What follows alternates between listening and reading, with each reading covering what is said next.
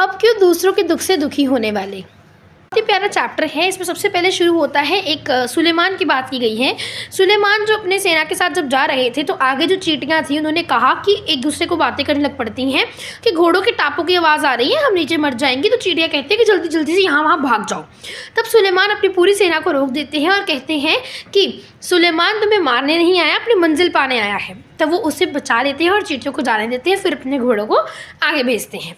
दूसरी बात बताई गई है यहाँ पे शेख याज़ के पिता की। शेख याज़ बहुत बड़े कह लो रचनाकार थे।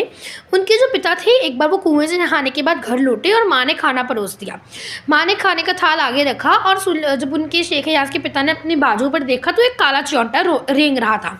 उन्होंने कहा कि ये काले चौंटा जो है वो बेघर हो गया है। तो वो वहाँ से अपना खाना छोड़कर उसी टाइम उठे और उस बेघर को उसके घर कुएँ पे छोड़ने गए। माँ ने पूछा कि क्या उठ क्यों गए, खाना अच्छा नहीं बना? तो उन्होंने कहा नहीं, मैं इस बेघर को उसके घर छोड़ने जा रहा हूँ। तीसरी बात की गई है यहाँ पे नूह नाम के व्यक्ति की।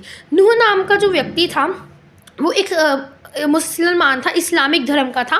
अब इस्लामिक धर्म में कुत्तों को अच्छा नहीं समझा जाता, तो एक घायल कुत्ता उसके पास आ जाता है नूह के पास और वो कहता है कि चले जाओ यहाँ से गंदे कुत्ते। तब वो कुत्ते का जवाब सुनकर वो पूरी उम्र रोता रहता है। तो वो कुत्ता कहता है ना ही मैं अपनी मर्जी से कुत्ता हूँ और ना तुम अपनी खुशी से इंसान हो।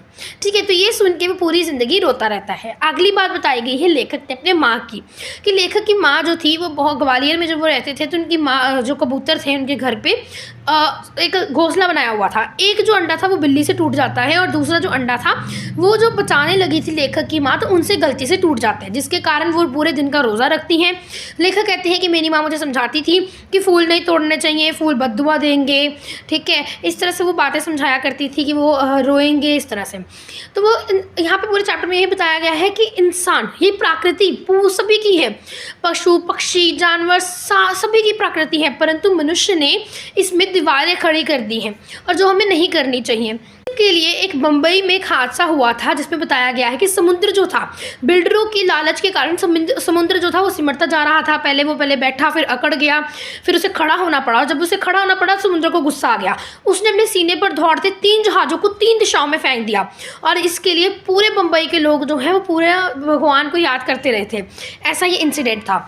कहते हैं कि जब मैं अपनी पत्नी के साथ गया तो मैंने हर जगह वो पूरा बदल गया था। जो रोड थे वो बन गए थे, अब जो बस्तियां नई नई बन गई थी और जंगल थे वो तो बिल्कुल मिट गए थे। अब वो बताते हैं कि जो जानवर पशु पक्षी हैं वो देखने को नहीं मिलते थे। लेखक कहते हैं कि मेरे घर पे 2 कबूतर थे जिसके कारण जो है वो बहुत परेशान कर रहे थे। तो मेरी पत्नी ने वहाँ पर जाली लगवा दी क्योंकि वो किताबें वगैरह फाड़ते रहते थे। तो इससे पता चलता है कि बहुत ज़्यादा बदलाव आ गया है। पहले के लोग जो थे वो बहुत ज़्यादा दयालु थे, परंतु अब हम लालची होते जा रहे हैं।